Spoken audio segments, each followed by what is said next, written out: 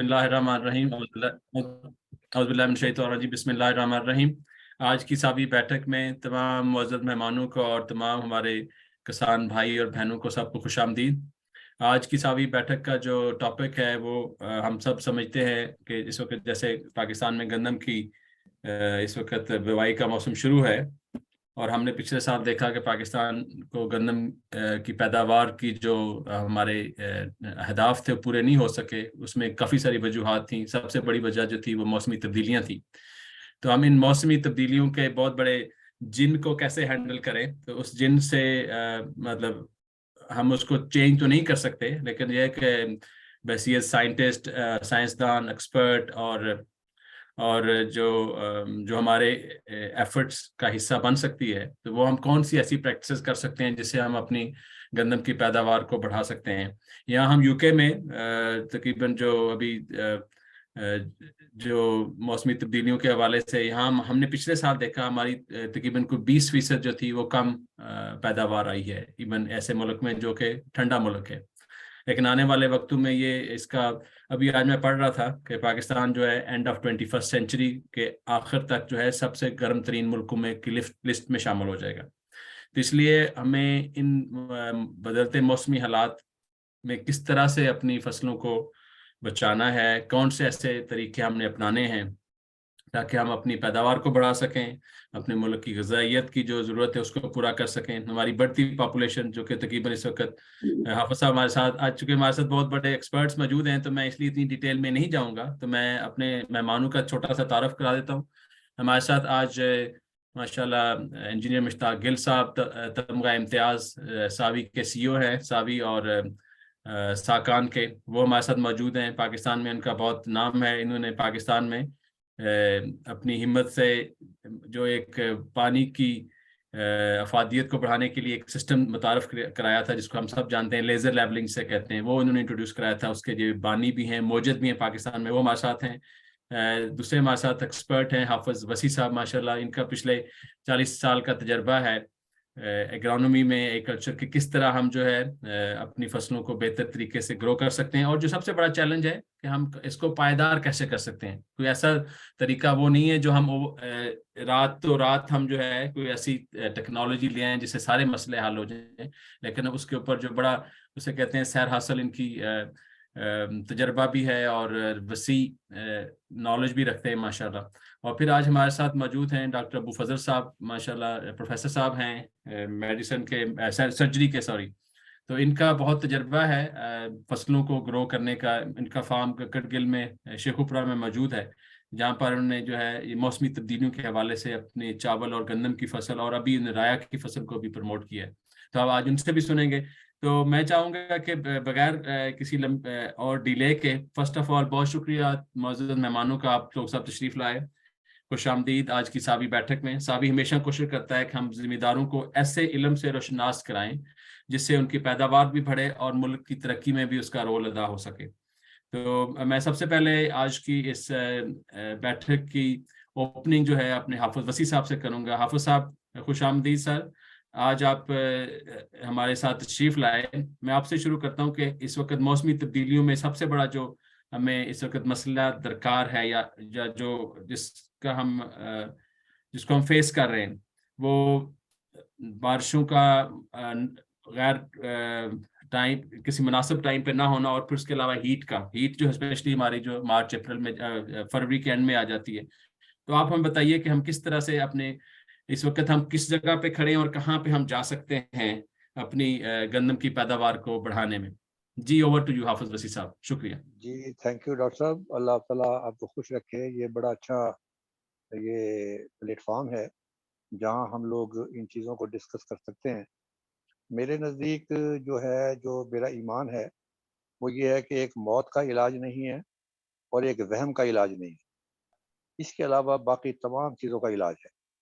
मैं परसों चौथ एक डॉक्यूमेंट्री देख रहा था और वो था अब्दाली के बारे में, कि जब उसने इंडिया पर अटैक किया और यहाँ पानीपत के करीब पहुंचा, तो उसने देखा कि दरियाए जमुना जो है वो पूरा भरपूर फ्लड पर था और उसके मुकाबले में मराठा की जो फौज थी पेशवा की, वो दूसरी साइड पर थी और वो तकरीबन 1 महीना उसका इंतज़ार करते रहे कि ये किस तरह डाउन होगा।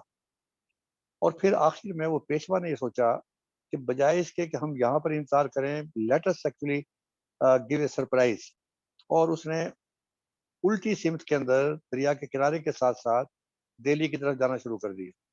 जब अगले दिन अब्दाली ने देखा कि ये तो फ़ौज गायब हो गई है, तो उसने अपने मुखबिरों को भेजा कि ये वापस चले गए हैं या कहाँ गायब हो गए हैं।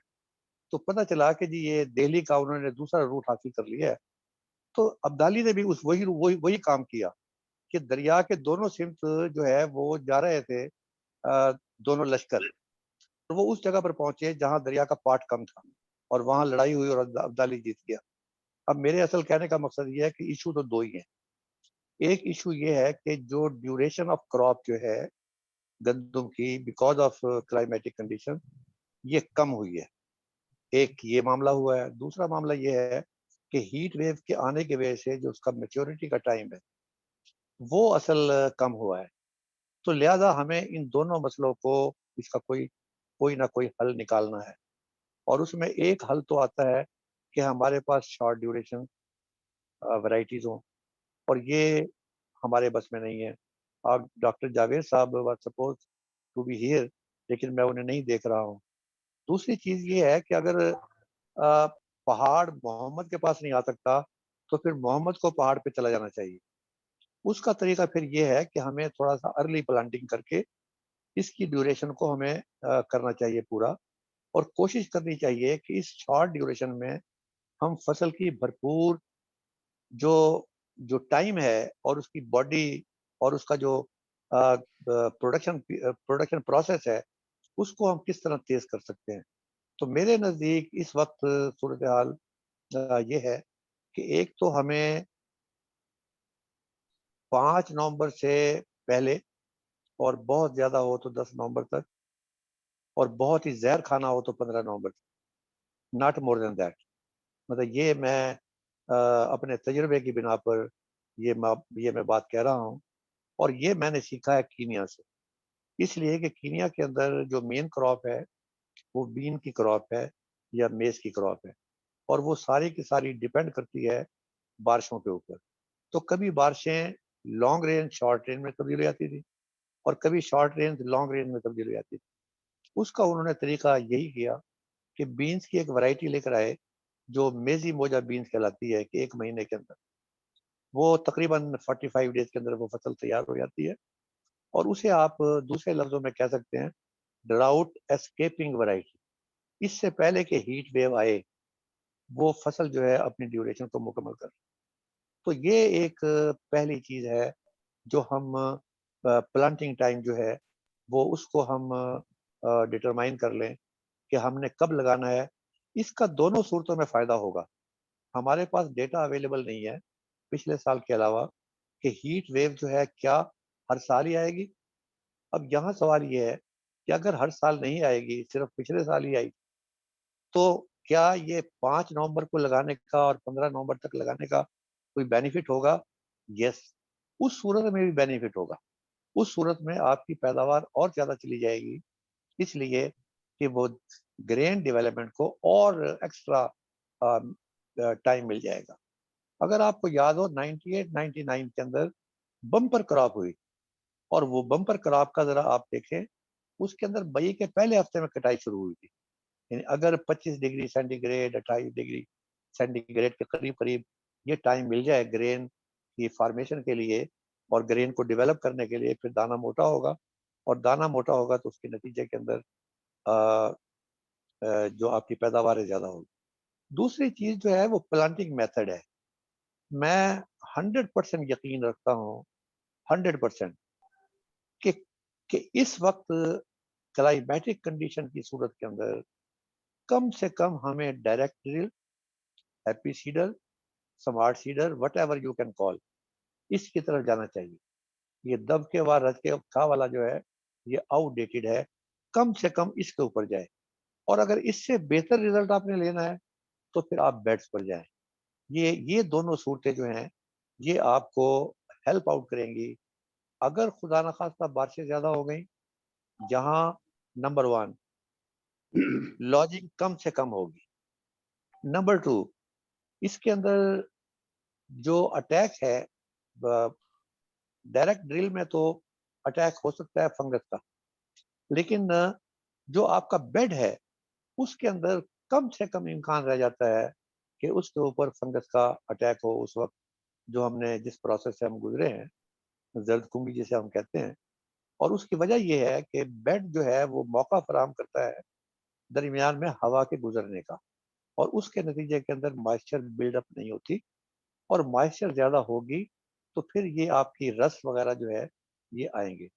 तो ये दो काम कर लें, और तीसरा बेनिफिट जो है मुझे ऐसा लगता है जो डायरेक्ट ड्रिल वालों को हासिल नहीं होगा लेकिन बेड वालों को हासिल होगा। मैं अपने सुनने वालों को दो बातें कहना चाहता हूँ कि मेरे हाथ में एक कपड़ा है, आम कपड़ा, और मैं उसको पानी में डुबोता हूँ, और दूसरे हाथ में मेरे कंबल का टुकड़ा है, मैं उसको पानी में डुबोता हूँ। अब इन दोनों के जो खुश्क होने के चांसेस हैं, वो जो सीधा कपड़ा मैंने लिया हुआ है, जो आम कपड़ा कमीजों के लिए, शलवार के लिए, चादर के लिए इस्तेमाल होने वाला, तो वो जल्दी सूख जाएगा। लेकिन जो कंबल का टुकड़ा है उसके सूखने में भी देर लगेगी, इसलिए कि उसने पानी को एब्जॉर्ब किया होगा। अब यहाँ अगर मैं फ्लैट सोइंग पर जाता हूँ, अगर मैं डायरेक्ट ड्रिल पर जाता हूँ, ये दोनों सूरतें जो हैं ये आम कपड़े वाली। लेकिन अगर मैं बेड प्लांटिंग पे जाता हूँ, तो बेड जो है वो पानी को कंजर्व करने के अंदर भी मदद देता है। और खुदा ना खास्ता अगर हीट वेव आ जाती है, तो वो जो फ्लैट बेड के अंदर अचानक इवेपो ट्रांसपायरेशन तेज हो जाता है और नीचे पानी की सप्लाई नहीं होती, तो ये एक तो 2-3 दिन का आपको टाइम दे देगा। इतनी मॉइस्चर वहां पर मौजूद होगी, बिल्कुल उस कंबल की तरह, कि आपका पौधा थोड़ा बहुत सस्टेन कर सके। और इन द मीन टाइम आपको जो धड़ाधड़ पानी लगाने वाली बात है कि 3 घंटे में एकड़ एकड़ जो है वो सैराब होगा, वो आपको निजात मिल जाएगी कि आपने सिर्फ इसी के अंदर ही लगाना है, जो खेलियां दरमियान में हैं, बेड के दरमियान में, और वो आप ज्यादा जल्दी तरीके से अपने तमाम फील्ड को आप रिकवर कर सकें। तो ये मेरे नजदीक आज का सबसे बड़ी बात जी थी। जी, बहुत मैं शुक्रिया क्या हाफिज कहूँ। साहब। हाफिज साहब, आपने एक ही माशाल्लाह गो में हमें इतने सारे जो है मतलब चैलेंज से लेके उसके सोल्यूशन तक बता दिए। तो लेकिन अब इन इन सारी लेयर्स को हम वन बाय वन करके जो है ना, वो जैसे नहीं कहते वो प्याज छीलना होता है, एक एक लेयर को उतारते हैं और फिर उसको जरा उसकी सर्जरी करते हैं। डॉक्टर साहब हमारे साथ मौजूद हैं, तो डॉक्टर जावेद साहब भी आ गए। डॉक्टर जावेद साहब, बहुत शुक्रिया, आप तशरीफ लाए, बहुत मेहरबानी आपका, और अल्लाह मियां आपकी माम जी को सेहत भी दे। तो हम आपसे ही शुरू आमीन। करते हैं कि आपके जी ख्याल में इस वक्त जो डॉक्टर साहब ने बताई हैं, हाफिज साहब ने, जो हमारी वैरायटीज के अंदर कौन से ऐसे वैरायटी जो करेक्टरिस्टिक्स हैं वो इस हीट को या शॉर्ट ड्यूरेशन के हवाले से उनमें मुनासबत किस तरह से है। शुक्रिया अगेन आपका। Over to you doctor Javed साहब। जी जी डॉक्टर साहब, देखें, पहले किसी ज़माने में 90s में आम एक तरीका जो होता था, 10 अक्टूबर से हम सोइंग शुरू कर देते थे। लेकिन अब जैसे जैसे ये क्लाइमेट चेंज हुआ है, ठंड देर से आने लगी है, गर्मी पहले ज़्यादा होती है, तो अभी हमें ये जो है ना वीट के लिए ड्यूरेशन ये कम से कम होता जा रहा है। तो लेकिन दूसरी तरफ जो हमें ज़्यादा मसला दरपेश है, जैसे अभी आपसा ने जिक्र किया है कि फरवरी मार्च में जो टर्मिनल हीट आती है, उससे हमारी यील्ड रिडक्शन बहुत है। और आफत साहब से मैं बिल्कुल इत्तेफाक करूंगा कि हमें अब ना शिफ्ट होना है, मतलब you can so crop after 20 अक्टूबर, और 5-10 नवंबर तक आइडियल टाइम है हमें इसको खत्म करना चाहिए, प्लांटिंग को जैसे भी हो सके। तो उसमें ये है कि जैसे इन्होंने कहा ना कि हीट वाला मसला, के अगर हीट नहीं आती उसमें, तो अब ये है कि हमें दो मेन प्रॉब्लम्स है। अगर फरवरी मार्च में बारिशें कभी कभी किसी सालों में शुरू हो जाती हैं, वक्फे वक्फे से बारिशें होती हैं, तो उसके नतीजे में रस्ट आने का खतरा होता है। ना हो तो टेम्परेचर बढ़ जाता है। दोनों सूरतों में ही जो टाइमली प्लांटेड क्रॉप है ना, वो स्केप कर जाती है। रस्ट आने की सूरत में भी अगर लेट स्टेज पे रस्ट आती है तो उसके लॉसेस नेग्लिजिबल हो जाते हैं। जबकि अगर इसी तरह हीट है, तो हीट भी यह है कि जो पहले टाइमली प्लांटेड है उसमें ग्रेन फॉर्मेशन हो चुकी होती है, इसलिए उसमें जो है कम से कम लॉसेस रहते हैं। और अगर बात की जाए वैरायटीज की, तो अब नई वैरायटीज में जो लास्ट ईयर भी हीट वेव आई है उसमें दिलकश 20 ने, अकबर 19, गाजी इन्होंने और अरूज इन्होंने बहुत अच्छा परफॉर्म किया है। और अल्हम्दुलिल्लाह जो अभी लास्ट 2-3 साल की वैरायटीज है ना, स्टार्टिंग फ्रॉम अकबर, ये चूंकि ब्रीड ही इन्हीं चीज़ों को सामने रख के की गई हैं, तो ये रिलेटिवली बेटर परफॉर्म करती हैं।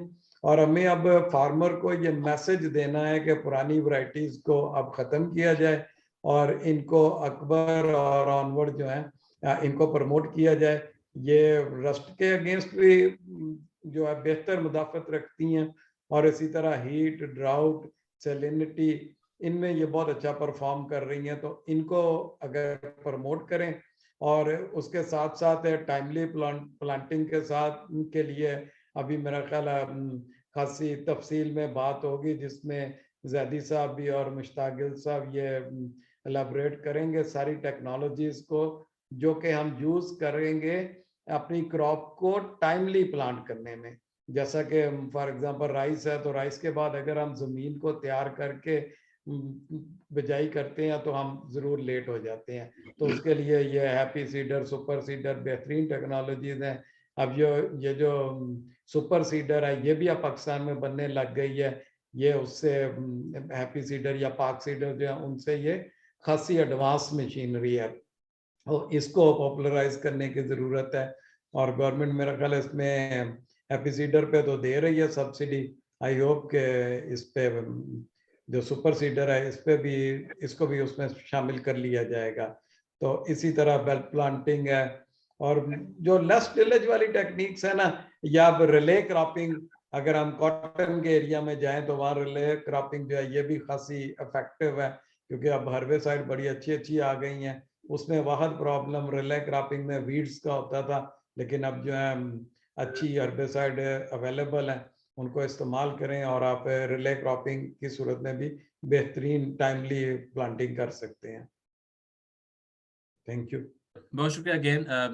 चूँकि ये हमें बड़ी एक आप खुशखबरी सुना रहे हैं कि हमारे पास ऐसी वैरायटीज हैं। अकबर आपने बताया, दिलकश बताया, सुभानी बताया, अरूज बताया, तो इनका जो पोटेंशियल जो है, जैसे हम अक्सर कहते हैं ना कि पाकिस्तान की सड़कों पर अगर फरारी चलाएं तो फरारी जितनी मर्जी मजबूत हो, जब तक आप सड़कें उस तरह की नहीं है, आपका वो ड्राइवर की ट्रेनिंग नहीं है, तो आप वो उसके पोटेंशियल नहीं हासिल कर सकते। तो अब इन वैरायटीज के अंदर पोटेंशियल तो है, तो लेकिन इनको जब तक वो आप वो सोइंग से लेके और मेथड क्या है और अभी जो आपने चीजें बताई वो सारी बहुत रिलेट करती हैं।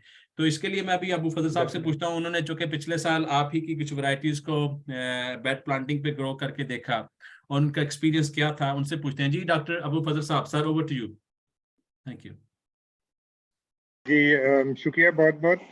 पिछले साल हमने कोई 90 एकड़ जो है वो बेड प्लांटिंग की थी और हमारा तजर्बा बड़ा अच्छा रहा था, स्पेशली जो हीट वेव आने की सूरत में। तो उसमें ये था कि हम पानी जो आखिरी पानी है वो लेट लगा सकते थे, और उसमें हमने आखिरी पानी काफ़ी लेट लगाया था।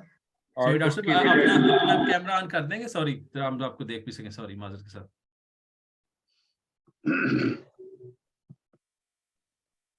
उसमें दो तरह के स्ट्रेसेस आए थे। एक तो जनवरी में बारिशें बहुत हुई थी और उसमें हमारा जो इलाका है वो पक्के वट की ज़मीन है और उसमें पानी खुश्क नहीं होता, जज्ब नहीं होता। तो हमारे आसपास जो नेबर्स हैं उनको काफ़ी प्रॉब्लम हुए और उनकी जो यील्ड है वो काफ़ी एडवर्सली इफेक्ट हुई वाटर स्ट्रेस की वजह से।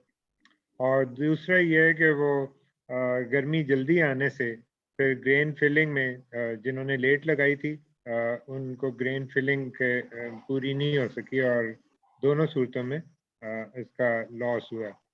तो बेड प्लांटिंग जो है ये हमारे लिए पिछले साल बहुत अच्छा रहा था, लेकिन इसमें एक दो चीज़ें और ऐड हो गई हैं कि अब ज़मीन को तैयार करने का ख़र्चा बहुत बढ़ गया है। और अगर हम जाते हैं बेड प्लांटिंग में तो उसमें हमें ज़मीन को तैयार करने में 10-12 हज़ार रुपये आता है ख़र्चा। जबकि हम ज़ीरो टिलेज से ये खर्चा और वक्त भी बचा सकते हैं। तो इस दफ़ा हम ज़ीरो टिलेज का भी तजर्बा कर रहे हैं, लेकिन जहाँ भी मुमकिन हो और वक्त हो तो वहाँ पे रेज्ड बेड्स पे कास्ट जो है वो मेरे ख्याल में बहुत यूज़फुल है। या क्योंकि हर चीज एक अपने खर्चे के साथ आती है। तो ये बताइए कि आपने पिछले बार जो गंदम चूंकि इसी तरह पटरियों पे काश्त की थी, तो आपका तकरीबन चूंकि काफी सारे जिम्मेदारों की पिछली दफा जो कि बाद में जो गर्मी आई या धूप जो हीट आई उससे फसल इफेक्ट हुई, तो आपकी फसल में थोड़ा सा बताएं कि कितने फीसद आपका इजाफा हुआ था। थोड़ा सा जिम्मेदार ये सुनना चाहेंगे प्लीज। थैंक यू जी, इसमें जो हमने लगाई थी अर्लीस्ट हमने लगाई थी 28 अक्टूबर को, और वो मैक्सिमम यील्ड हमारी आई थी, और उसमें हमारी जो है वो तकरीबन 56 माउंट्स पर एकड़ के हिसाब से आई थी, जबकि जो लेट लगी थी वो 45 के करीब 50 के करीब आई थी। तो इससे पहले हमारी जो है वो 30 और 40 के दरमियान रहती थी। तो मेरे ख्याल 5 से 7 मन जो है वो रेस बेड पे काश्त करने से हमें इजाफा हुआ था। बहुत शुक्रिया, थैंक यू वेरी मच। अब ओवर टू गिल साहब, आप थोड़ा सा बताएं कि चूंकि इस सारे मामले में चूंकि जमीन से तैयारी से शुरू होता है और बीज की सिलेक्शन और उसका सोइंग मेथड, मेरे साथ अभी हमारे साथ डीजी भुट्टर साहब ने भी ज्वाइन कर लिया है, तो वो भी आ रहे हैं, उनसे भी थोड़ा सा सुनेंगे। दीजिए ओवर टू यू गिल साहब, बहुत शुक्रिया फर्स्ट ऑफ ऑल आपका टाइम निकालने का संडे वाले दिन। बहुत शुक्रिया जी। मैं सुन रहा था हाफिज वसीम अहमद खान साहब को, डॉक्टर जावेद साहब को और फिर डॉक्टर अबुल फजल साहब को, तो सच्ची बात है मुझे बड़ी इनकरेजमेंट हुई कि ये जो इस वक्त लास्ट ईयर का जो हमारा एक्सपीरियंस है, लास्ट ईयर जिस तरह हीट वेव आई, जिस तरह अनटाइमली विंटर रेन्स हुई, जिस तरह डॉक्टर साहब ने जिक्र किया, फिर वो टेम्परेचर शूट अप किया जो फरवरी के एंड में और मार्च के शुरू में, उसने एक बहुत बड़ा, ना सिर्फ जो डॉक्टर खालिद साहब आपने जिक्र किया कि पूरे दुनिया में इस क्लाइमेट चेंज का इफेक्ट हुआ, आपके कोल्ड वेदर में भी, तो मुझे हमारे इंडियन कोलीग डॉक्टर, वो हमारे दोस्त हैं वो कुलदीप संधू, वो उनसे बात होती रहती है, तो फार्मर का भी मुझे जो था, उन्होंने अप्रैल में ये बताया कि उनके यहाँ भी जो लेट प्लांटेड वीट की वजह से और फ्लैट सोइंग की वजह से वहाँ भी कोई 15 से 20% यील्ड जो थी वो कम आई। तो इस सूरत में जो इस वक्त हमें चैलेंज है वो बहुत बड़ा चैलेंज है, और मुझे खुशी है कि इस चैलेंज को जो मीट करने के लिए, जो है इस चैलेंज का मुकाबला करने के लिए डॉक्टर जावेद साहब ने जो हमें दी, कोई 6 वैरायटीज का, भले वो हो अपना दिल का शो, अकबर हो, सुबहानी हो, ये जो 4-5 वैरायटीज दी है, ये वैरायटीज हमारे पास मौजूद है। अब ये है कि अब इस वक्त हमने ये भी देख लिया कि आइडियल टाइमिंग्स जो है वो, अगर डॉक्टर साहब ने बताया कि 28 अक्टूबर वाली जो है वो क्रॉप जो उसने मैक्सिमम यील्ड दी बनिस्बत इसके जो लेट हुई, इस सिनेरियो में हमारे पास जो है अल्हम्दुलिल्लाह 3-4 ऑप्शंस अवेलेबल है। एक तो जो है डॉक्टर साहब ने जिक्र किया, बल्कि डॉक्टर जावेद साहब ने जिक्र किया, और मेरा ख्याल है कि अगर वो उनका वो हो, मैं कल प्रोग्राम आज ही बल्कि सुबह देख रहा था, पंजाब गवर्नमेंट का जो प्रोग्राम आया है, 1 अरब रुपए के जो है वो पैकेज सिर्फ पंजाब ने ये रेजिड्यू बर्निंग के खिलाफ और हैप्पी सीडर के लिए ये जो दिया है। हैप्पी सीडर जो आप समझते हैं, या हैप्पी सीडर है या सुपर सीडर है, सुपर सीडर तो एडवांस शेप है, लेकिन हैप्पी सीडर जो है ये 2nd जनरेशन जीरो टेल है, यानी जीरो टेल ड्रिल को इंप्रूव करके, और super seeder 3rd generation zero till drill है। तो ये एक बहुत बड़ी अचीवमेंट है, और मैं कॉम्प्लीमेंट करता हूं पंजाब गवर्नमेंट को, चीफ मिनिस्टर साहब को, और जो हमारा एग्रीकल्चर डिपार्टमेंट है कि 1 बिलियन रुपए की जो है वो इन्वेस्टमेंट से 1 बिलियन रुपए की बैंक ऑफ पंजाब के थ्रू 1 अरब के ये हैप्पी सीडर और सुपर सीडर का प्रोग्राम आ रहा है। ये एक बहुत अच्छी। अब क्वेश्चन इस मामले में ये है कि इस वक्त कम है और मुकाबला सख्त, यानी इस वक्त हमें गंदम की सोइंग का टाइम जो है वो इतनी तेजी से जा रहा है कि हमें ये देखना है कि वो जो 1 बिलियन रुपीस के जो बैंक ऑफ पंजाब के जरिए वो हैप्पी सीडर्स जो आ रहे हैं, उनके लिए हमें जो है डॉक्टर जावेद साहब या डॉक्टर बुटर साहब अभी आप बता रहे थे, अगर वो आए तो वो बताएं कि उनका क्या मैकेनिज्म है ताकि हम उनको ये जो इस वक्त सर्विस इस वक्त जो बेस्ट हमारा तरीका वो ये है कि हम उन लोगों को ये उनके पास हो जो किराए पर दे के उनको वो दिए जाए। डॉक्टर साहब ने एक और जिक्र किया जो डॉक्टर अबुल फजल साहब ने, और जिसको मैं भी बड़ा सपोर्ट करता हूं, मैं देख रहा हूं कि जिन लोगों को इस वक्त हैप्पी सीडर या सुपर सीडर के पास ये एक्सेस नहीं है तो उनके लिए ये जीरो टिल ड्रिल जो है वो उसकी भी एडवांस शेप आ चुकी है। तो उसके लिए मेरा ख्याल है कि पंजाब गवर्नमेंट का एक जो पंजाब गवर्नमेंट का और बाकी मुख्तलिफ फोरम से वो भी आ रही है। तो हमें ये देखना ये है कि हम इस वक्त को बचाते हुए, क्योंकि हमारा अभी फोकस जो डॉक्टर साहब की और सजेशन जो चल रही है वो सिर्फ इसके वाले से है कि राइस वीट क्रॉपिंग सिस्टम के, राइस वीट में अगर बासमती के बाद हमारा आता है वीट आती है तो लामहाला वो लेट हो जाती है, टाइम विंडो बहुत कम हो जाती है। तो मेरी ये रिक्वेस्ट है कि उसको हम इस तरह का मैकेनिज्म हो कि विलेज लेवल पर वो जो है वो मशीनरी अवेलेबल हो ताकि वो सर्विस प्रोवाइडर के लिए वो यूज हो सके।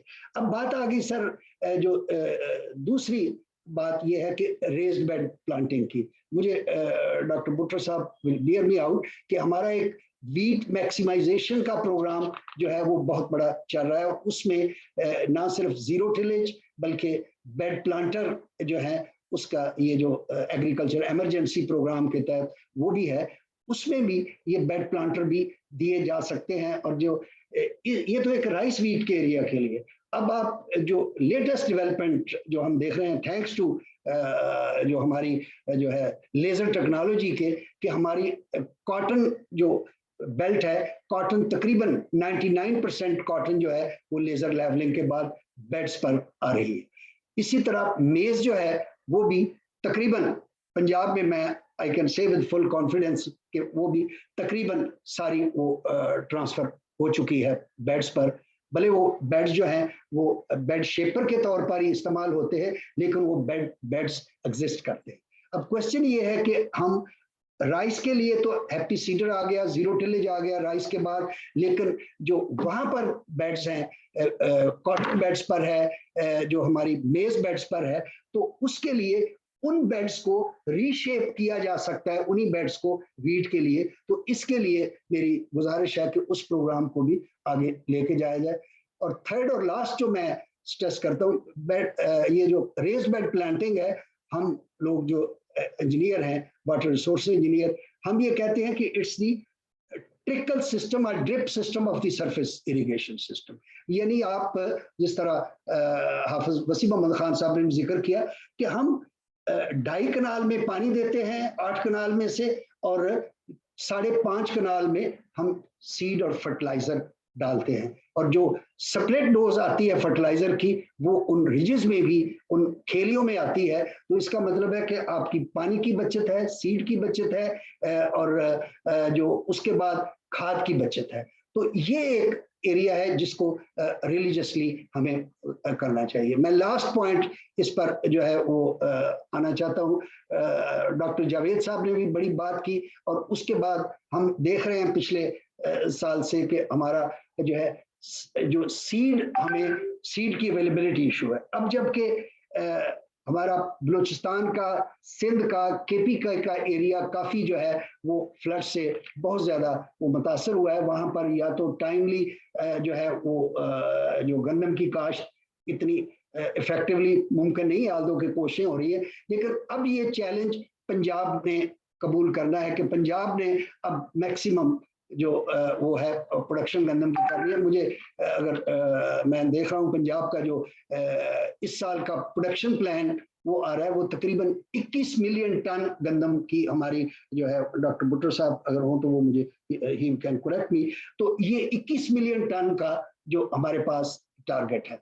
अब इस टारगेट के लिए टाइम ऑफ सोइंग तो वो है, मेथड ऑफ सोइंग भी उसका अपना रोल है, लेकिन सबसे बढ़कर सीड की जो अवेलेबिलिटी है, इसके लिए ये एक बहुत बड़ा इशू है। तो इस पर मेरी गुजारिश ये है कि हमने इनिशिएटिव सावी ने और सैकॉन ने मिलके पिछले साल 2 साल से ये एक इनिशिएटिव लिया है कि हम एक विलेज सीड बैंक्स क्रिएट करें, और डॉक्टर साहब के हमने एक विलेज सीड बैंक क्रिएट किया जिसमें 90 की 90 एकड़ जो थी अपनी इनकी वीट जो थी वो रेज बेड पर आई, और वो राइस के बाद राइस मैकेनिकली हार्वेस्टेड था, और उसके बाद वो सारी ऑपरेशंस टाइमली हुए। तो उस पर इन्होंने अकबर और एक और वैरायटी थी डॉक्टर साहब जो बताएं, अकबर 19 ने उसमें सबसे अच्छा परफॉर्म किया। तो हमारे पास इस वक्त जो पिछले साल का बेसिक और प्री बेसिक सीड है, मेरी डॉक्टर अबुल फजल साहब से भी ये गुजारिश होगी कि उस सीड बैंक में अब वो प्री बेसिक से सर्टिफाइड सीड के तौर पर वो आ चुका है, और उसकी मुझे डॉक्टर साहब बता रहे थे कि उसकी जर्मिनेशन 100% इन्होंने टेस्ट की है, 100% जर्मिनेशन है, विच इज एक्सलेंट। तो मेरी ये गुजारिश है कि उसी एरिया में ये अपने इस्तेमाल का बीज जो है वो करने के बाद ये खुद तो अपना जो है बेसिक या प्री बेसिक सीड अपने बैंक के लिए लें, लेकिन सीड बैंक के लिए, लेकिन वो सीड जो है उन एरियाज में एडजाइनिंग फार्मर्स को इमीडिएटली टॉप प्रायोरिटी बेसिस पर दिया जाए, विद दिस डायरेक्शन कि ये इसकी चूंकि 100% जर्मिनेशन है, ये 30-35 किलो से ज्यादा फी एकड़ काश्त ना करें। और इसको अगर हम बेड्स के जरिए लाते हैं या बाकी टेक्नोलॉजीज के लिए ये आता है, ये बड़ा ही चंद एक चैलेंजेस हैं जिसमें पंजाब गवर्नमेंट ने इनिशिएटिव लिया है, गवर्नमेंट ऑफ पाकिस्तान ने जो किसान पैकेज आया है ये इनिशिएटिव लिया है, एग्रीकल्चर डिपार्टमेंट, अगले दिन हमारी कॉन्फ्रेंस थी तो डॉक्टर भुट्टर साहब वहाँ बहावलपुर में यही कैंपेन को लीड कर डाल दो कि उनकी सेहत इतनी अच्छी नहीं है, उनके वो इतना ट्रैवल उनको डॉक्टर्स ने मना किया है। जब हर कोई निकला है, एग्रीकल्चर यूनिवर्सिटी, एकेडेमिया, तो ये हमें सबको मिलके इस चैलेंज को एक्सेप्ट करना है। तो मैं इस हवाले से, मेरे लॉन्ग कमेंट्स हैं, लेकिन मैं कॉम्प्लीमेंट करूंगा डॉक्टर अबुल फजल साहब को कि ये सर्जन और टॉप क्लास सर्जन इतने बिजी पर्सन है, लेकिन ये बहुत उसको इंटरेस्ट लेते हैं। इसी तरह इनके एक और प्राइवेट फार्मर हमारे डोबर भटिया में सुल्तान भट्टी साहब हैं। ये 2 फार्मर मैं समझता हूँ कि इनको मेरी अगेन गुजारिश होगी डॉक्टर भुट्टर साहब से, और खासकर उनसे दरख्वास्त होगी कि चीफ मिनिस्टर पंजाब के भी ये आना चाहिए इनके, चूंकि मुझे याद है कि जब चौधरी परवेज लाई चीफ मिनिस्टर थे 2003-4 में, हमने ना सिर्फ लेजर को यहाँ इंट्रोड्यूस कराया, इंडिजनाइज किया, और बल्कि वो लेजर जो था वो इंडिया को भी 2-3 लेजर हमने दिए थे। आज उसी मिशन के तहत हम जब पंजाब गवर्नमेंट का पैकेज है, फेडरल गवर्नमेंट का पैकेज है, तो उसको हम आगे ले जाने के लिए मेरी रिक्वेस्ट करूंगा मैं डॉक्टर भुट्टर साहब से कि हमारे जो एग्रीकल्चर के ग्रेजुएट हैं, लकीली जो हमारे मिनिस्टर एग्रीकल्चर हैं पंजाब के हुसैन जहानिया गर्देजी साहब, बड़े डेडिकेटेड और प्रोफेशनल एग्रीकल्चर के हैं, उनको इन 2 फार्म्स को विजिट करवाएं। मेरी ये गुजारिश है। वहां पर हमें मिलेगा कि किस तरीके से हम इन चीजों को स्केल अप कर सकते हैं। हमारा सावी का प्लेटफॉर्म हाजिर है, हम आपके मीडिया में जहां भी आप हमें कहते हैं, we will come to your call.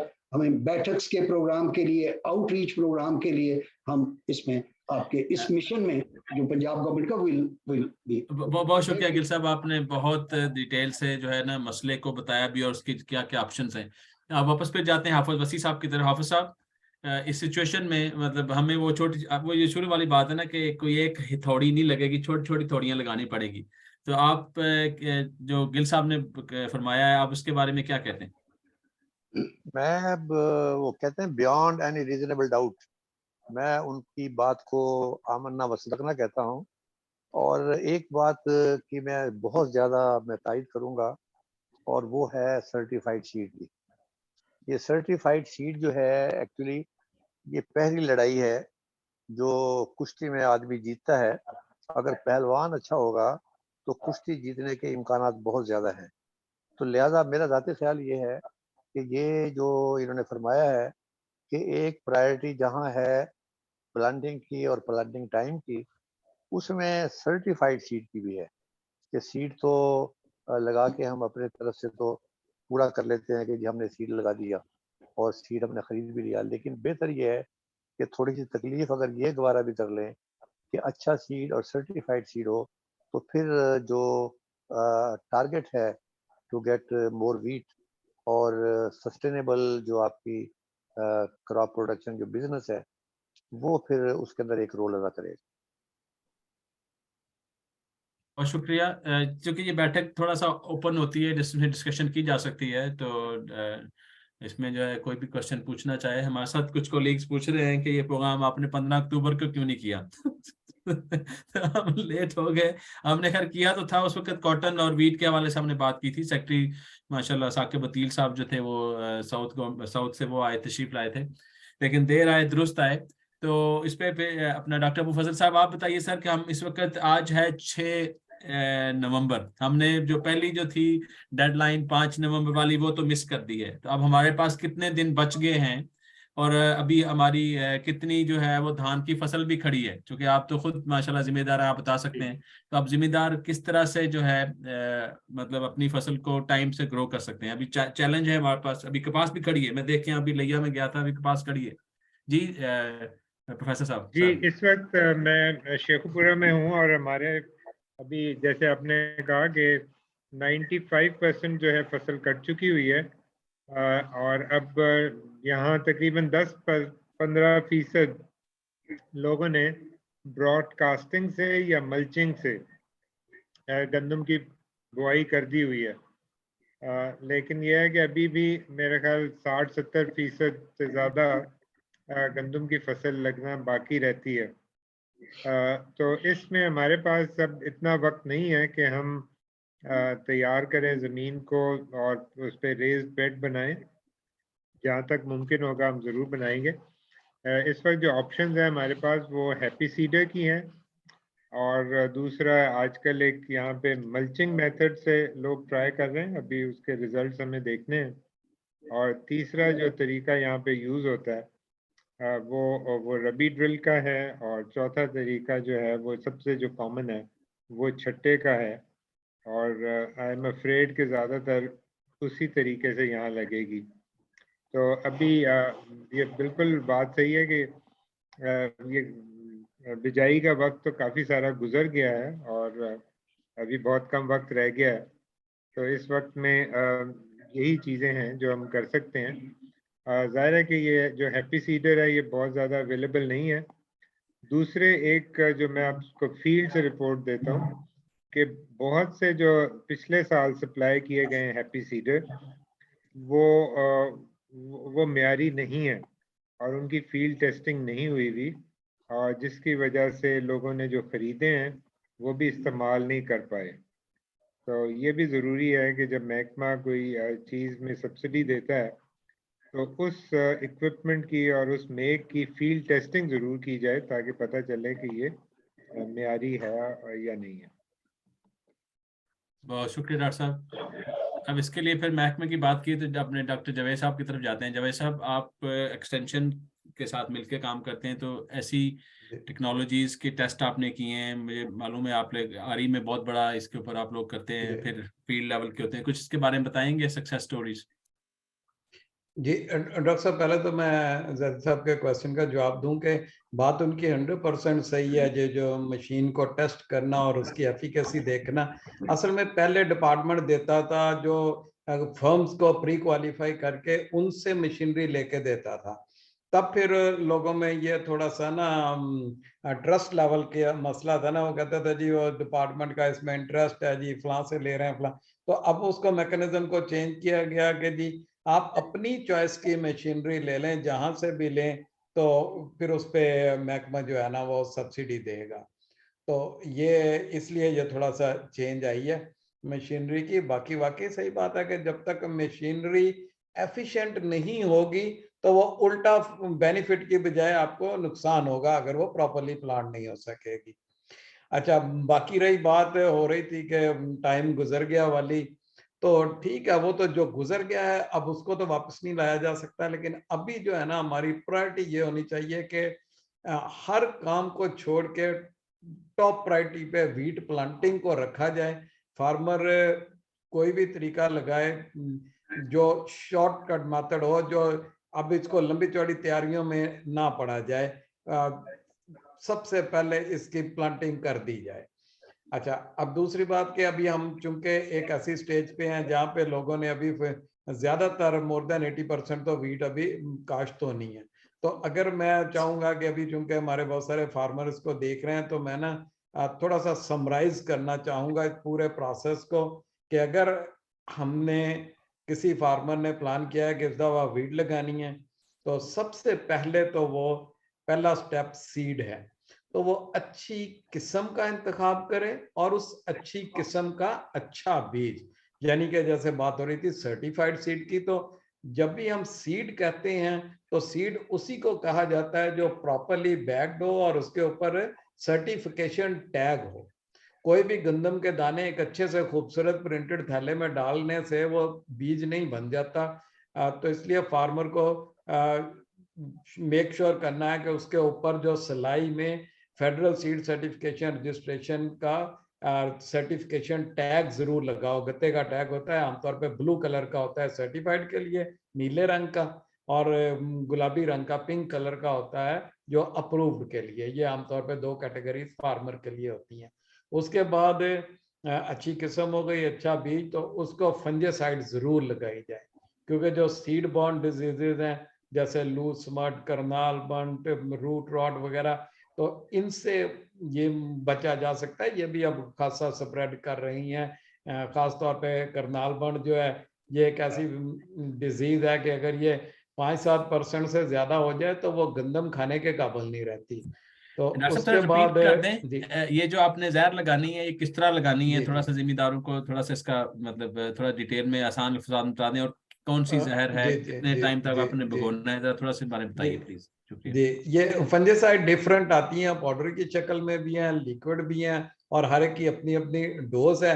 लेकिन उसको यह है कि आप डोज देख लें कितनी है।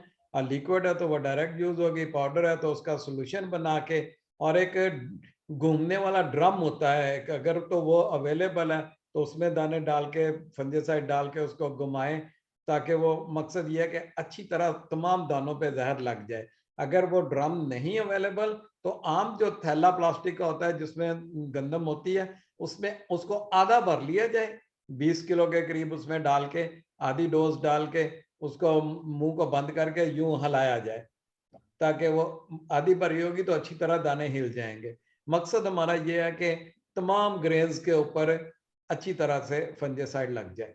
लिक्विड है तो उसको साए में थोड़ा सा ड्राई कर लें ताकि मशीन में बाद में प्रॉब्लम ना आए, और उसको स्विंग कर दें। ये बहुत छोटा सा खर्चा है। एक इसमें बायर की होमरे है, वो अच्छी दवाई है, उसमें थोड़ी सी इंसेक्टिसाइड भी है। तो अगर कभी कभी शुरू में सीडलिंग स्टेज पे भी एफर्ट का अटैक होता है तो वो उससे भी बच जाती है फसल अगर आप होमरे यूज करते हैं।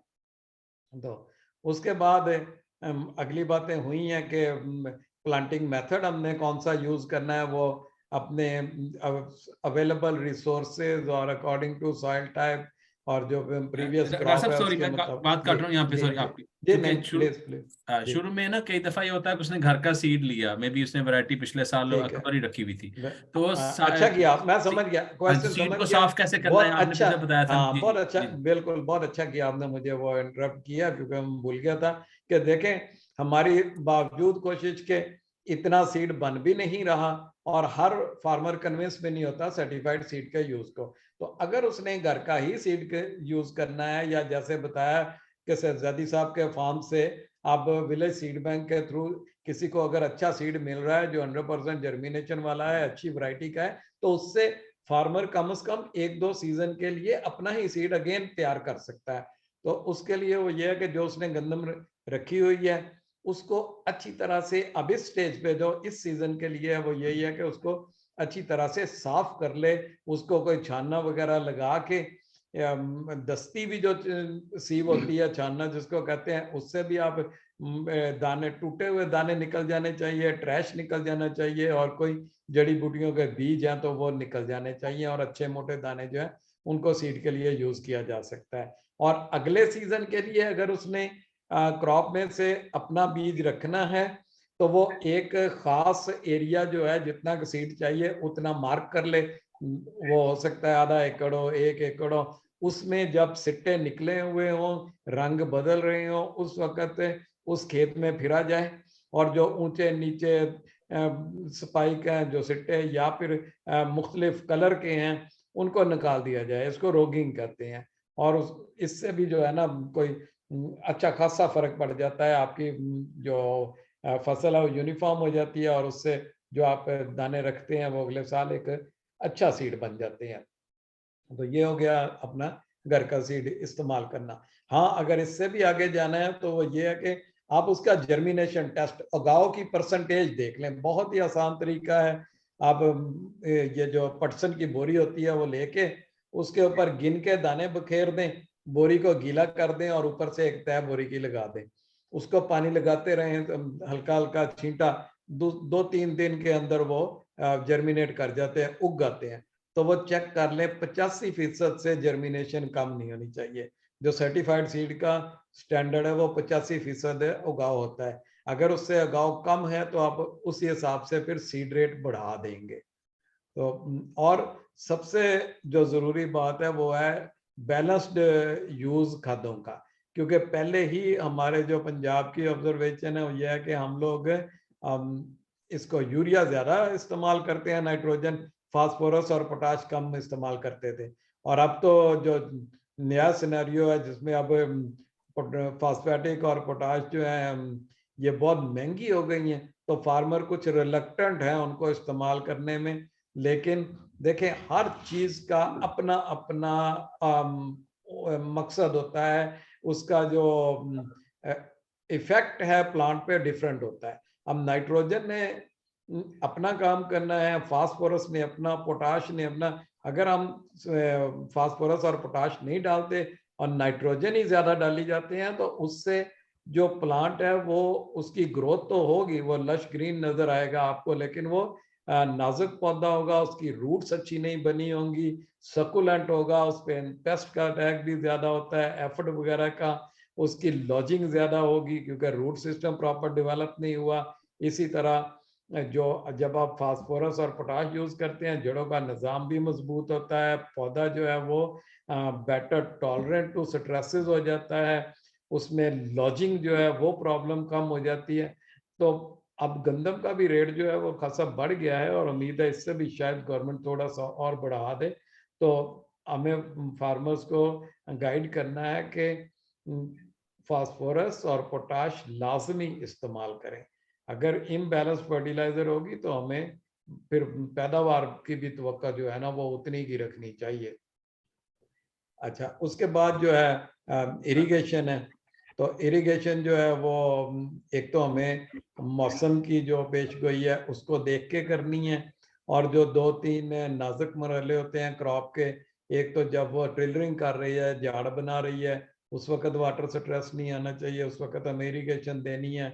एक जब बूट स्टेज पे हो, गोब की हालत में, एक पानी उस वक्त लाजमी, और एक दाना बनते वक्त, और एक चौथा पानी, जैसे जैदी साहब ने जिक्र किया था कि लेट पानी जो है उसका थोड़ा सा पिछले 2-3 सालों में पहले ऐसे हुआ था कि बारिशें हुई तो आखिरी पानी लगाने पे फसल गिर गई। तो लास्ट ईयर जो था ना, हीट स्ट्रेस था, लेकिन लोगों ने जिनकी फसल पहले किसी साल गिर गई थी वो रिलक्टेंट रहे, उन्होंने वो आखिरी पानी नहीं लगाया। तो जिन्होंने पिछले साल आखिरी पानी नहीं लगाया था, मिस किया था, उनकी यील्ड रिडक्शन बहुत ज्यादा हुई।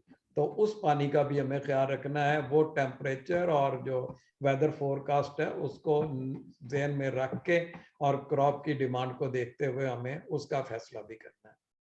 तो ये जो मतलब चंद चीजें हैं ना कि प्लांट जो अच्छा बीज, शरा बीज अच्छी, उसके बाद fertiliser balance, proper planting machinery का इस्तेमाल और प्रॉपर सोइंग मेथड, और हाँ, वीड कंट्रोल जो है ना, उसके सिलसिले में भी पंजाब के फार्मर ना रिलेटिवली रिलक्टेंट हैं। वीड्स हमारी ज़ाहिर है क्रॉप में से ही हिस्सा ले रही हैं, और जैसे जैसे इनपुट महंगी होती जा रही हैं, हमें इस दुश्मन को फील्ड में नहीं रखना, शुरू से ही अपनी क्रॉप को ऑब्जर्व करें और जो भी वीड्स उसमें मौजूद हैं उनके अकॉर्डिंगली वीडिसाइड का जो है ना वो चूज करें। उसके लिए महकमा ज़राअत तोसी के दोस्त मौजूद होते हैं फील्ड में, उनको दिखा के वीड्स के कौन सी डोमिनेट कर रही हैं, उसके अकॉर्डिंगली जो है ना वहाँ से आप वीडिसाइड तजवीज़ करवा लें और उसको इस्तेमाल करें, ताकि एक तो ये है कि हम हमारी इनपुट में से हिस्सा लेती हैं, प्लस वो डिफरेंट डिजीजेज और इंसेक्ट्स के लिए भी वो होस्ट का काम करती हैं। वहाँ पे वो जो है ना हमारी जो फसल का दुश्मन है वो वहाँ पे जो है ना पलते हैं और बाद में हमारी क्रॉप पे आते हैं। तो इसलिए वीड कंट्रोल को भी जो है ना वो एक मिशन की तरह करना है। चंद छोटी छोटी चीजें डॉक्टर साहब अगर फार्मर कर लेते हैं तो कोई वजह नहीं कि हम अपनी वो 30 मन वाली जो फसल है उसको 50 तक ले जाएं। और पंजाब में कोई अगर थोड़ा सा भी फार्मर सारे जो है ना इसको तवज्जो देने लग जाए, कोई वजह नहीं कि हम डोमेस्टिक रिक्वायरमेंट पूरी करके एक्सपोर्ट के काबिल भी हों। बहुत शुक्रिया डॉक्टर जावेद साहब, आपने तो सब हर स्टेप्स तक आखिर तक ले गए। इंशाल्लाह हम इसकी सारी बैठक जो है ना फिर दोबारा भी करेंगे नेक्स्ट स्टेज पर, जो क्रॉप की जो बूटिंग स्टेज है, टिलरिंग है, उस सब पे लेके जाएंगे। अच्छा अबू फजल साहब, सर आप कुछ अपना ऐड करना चाह रहे थे, अपना एक्सपीरियंस, और फिर मैं उसके बाद हाफिज वसी साहब से पूछूंगा, स्पेशली जो वीड्स के हवाले से उनकी एक्सपर्टीज है। जी जी अबू फजल साहब। जी इसी मौजू पे मैं बात करना चाहता था कि प्री एमर्जेंस पेंडिमेथिलिन हमने यूज़ की थी लास्ट टाइम, और उसकी वजह से हमारे इनिशियली हमें हेर्बिसाइड यूज़ नहीं करना पड़ा, और जो स्ट्रेस में आ जाती है शुरू में ही फसल वो नहीं आई। तो प्री इमरजेंस हेर्बिसाइड एक अपॉर्चुनिटी है, उसको ज़रूर मेरे ख्याल में कंसिडर करना चाहिए, और हमारे पास हमारा तजुर्बा बहुत अच्छा रहा, और इस साल भी हम प्री इमरजेंस हेर्बिसाइड यूज़ करेंगे। बहुत शुक्रिया। हाफिज वसी साहब सर। जी जनाब। जी आप एक्सपीरियंस शेयर कीजिए। प्री इमरजेंस की बात हुई है कि जिम्मेदार इस चीज को इतना लाइटली लेते हैं, तो उसके बारे में थोड़ा सा बताइए। देखिए डॉक्टर जावेद साहब ने पहले जो बात बताई है वीड्स के नुकसानात, उसमें मैं दो चीज़ें ऐड करना चाहता हूँ जो मेरे प्रैक्टिकल एक्सपीरियंस में है। वो जो बाकी चीज़ें हैं वो बिल्कुल सही उन्होंने फरमाया है। एक ये मैंने देखा है कि जो लॉजिंग है, अगर आपकी वीड्स कंट्रोल नहीं होंगी तो लॉजिंग के चांसेस ज़्यादा होंगे। तो ये जो कंट्रोल है वीड्स का, ये उसमें कंट्रीब्यूट करता है आपकी स्मूथ मूविंग का। और दूसरा मैंने ये भी देखा है कि आपकी पैदावार है और आप लेकर गए हैं और वहाँ से रिजेक्ट हो गई, इसलिए कि उसके अंदर दगड़ मगड़ जो जड़ी बूटियों का है वो भी माल आ गया है। तो ये जो कंट्रोल आप करते हैं, इससे ये बेनिफिट है कि जहाँ और चीज़ें हैं वहाँ पर आपकी लॉजिंग भी कम होगी और वहाँ आपके माल की क्वालिटी भी अच्छी होगी। अब मैं आता हूँ कि ये दो सिनेरियो हैं यहाँ पर, एक प्री इमरजेंस की और पोस्ट इमरजेंस की। डॉक्टर अब्दुल फजल साहब के जो मुलाजमीन हैं वो प्री इमरजेंस पर यकीन नहीं करते थे, लेकिन और ये हमारी बातचीत काफ़ी सालों से हो रही है। तो लेकिन पिछली मरतबा इन्होंने जहर खा लिया और इन्होंने कहा कि जी मैं खुद मतलब है अपनी निगरानी में करवाता हूँ, और जो इन्होंने रिजल्ट बताए हैं वो बड़े अच्छे हैं।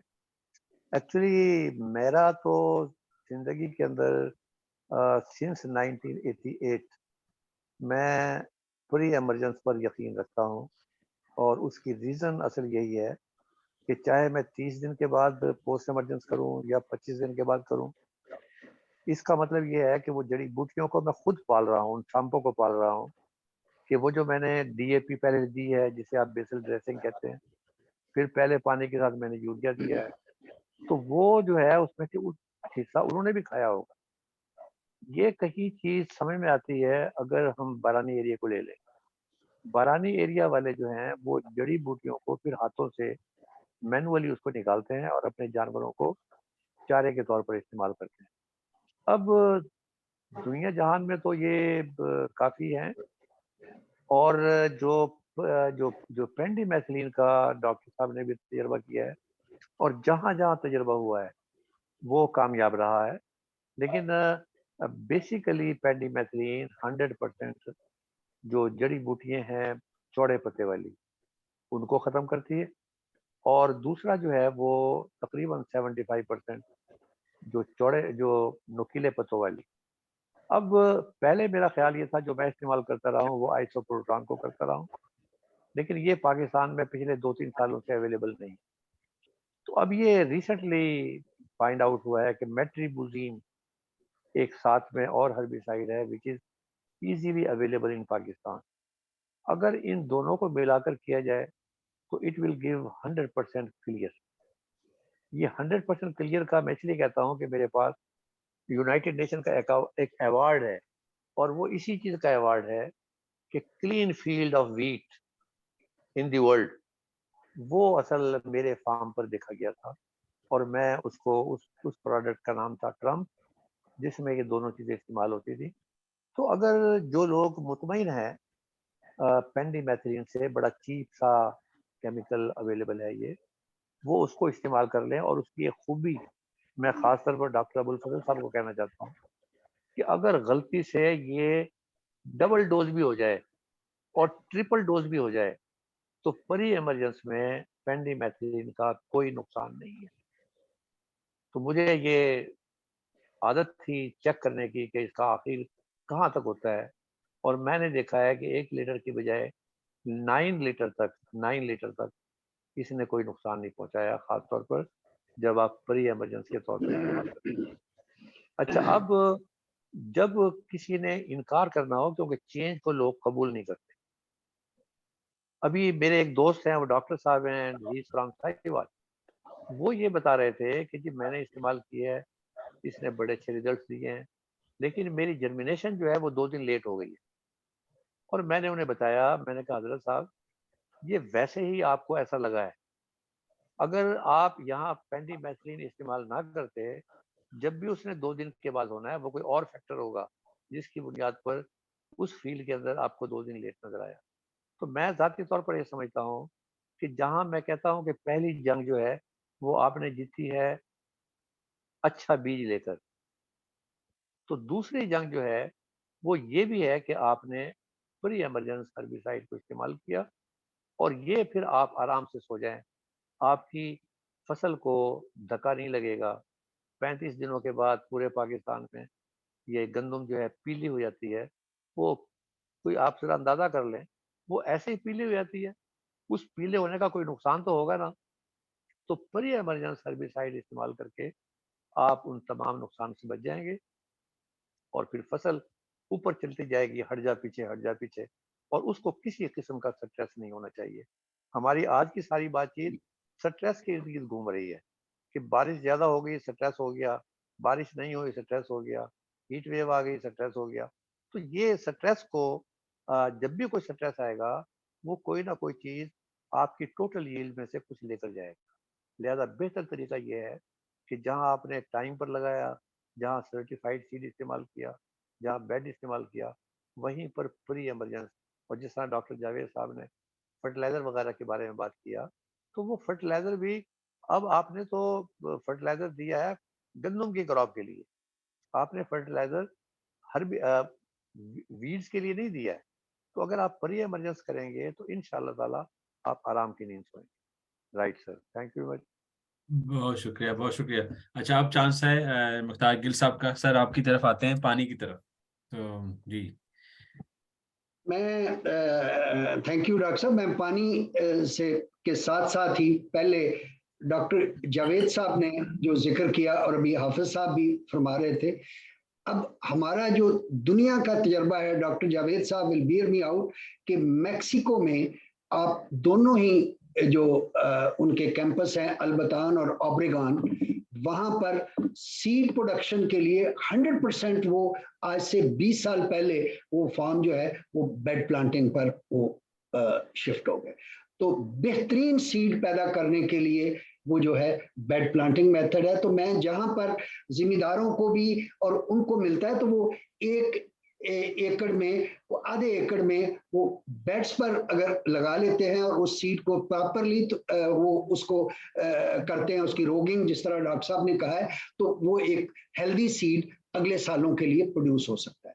दूसरी बात जो उन्होंने बात की, अगेन मैं रेफर करूंगा डॉक्टर जावेद साहब को भी, उन्होंने कहा कि अब उस काश्तकार को ये बात बताने की जरूरत है कि उसने पानी सोइंग की तो होगी बात, अर्बिसाइड्स की भी बात होगी, खाद की भी बात होगी, अब उसने पानी कब लगाना है, कितना लगाना है और कैसे लगाना है, ये चीज जो है ये इंपॉर्टेंट है। और उसके लिए जो है उसको ये पता होना चाहिए कि इसकी वेदर कंडीशन क्या है। और ये मैसेज जो हमारे इस वक्त तकरीबन गिलगित से ग्वादर तक और पेशावर से कराची तक पूरे कंट्री में जो है वो जहां पर भी पहाड़ों में भी आप ले गंदम लाजमी काश्त होती है, तो उन फार्मर को, और खासकर ये जो फार्मर हैं राइस वीट के, कॉटन वीट के, इनको मैसेज किस तरह जाए।